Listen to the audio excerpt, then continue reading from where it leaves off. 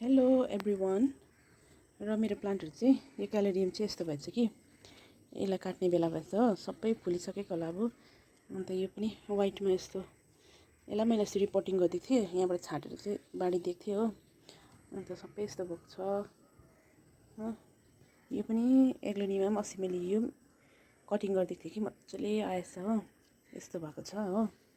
अन्त यो जेड प्लान्टलाई पनि मैले उयो गरिदिएको थिएँ नि त, रिपोर्टिङ गरेको थिएँ कि यस्तो भएको छ हो। अन्त यो पनि, यो चाहिँ मैले यस्तो भएको छ कि यहाँ चाहिँ मैले सबै उयो गरिदिएको थिएँ कि यो चाहिँ एउटा पहेँली छ कि, तर मलाई चाहिँ चासो भइहाल्छ नि त, प्लान्टहरू किन पहेँलो हुँदैछ भनेर उयो गर्नै सक्दिनँ नि त म, के भन्छ धैर्य गर्नै सक्दिनँ कि।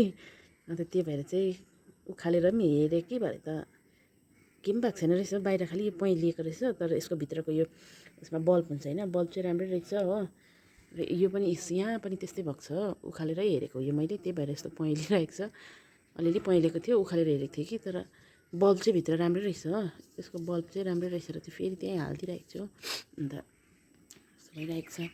यो एग्लोनियामा पनि मैले यो पनि रिपोर्टिङ गरिदिएको थिएँ हो, यस्तो भइरहेको छ, त्यस्तो फ्रेस भएको छैन। अन्त अर्को चाहिँ यहाँनिर सारिदिएको छु हो, यहाँ सारिदिएको छु। अन्त यसलाई पनि अब यो दिने बेला भएको छ। त्यो सिन्कालाई के भन्छ बिर्स्यो, आफै बनाऊँ भन्दैछु हो।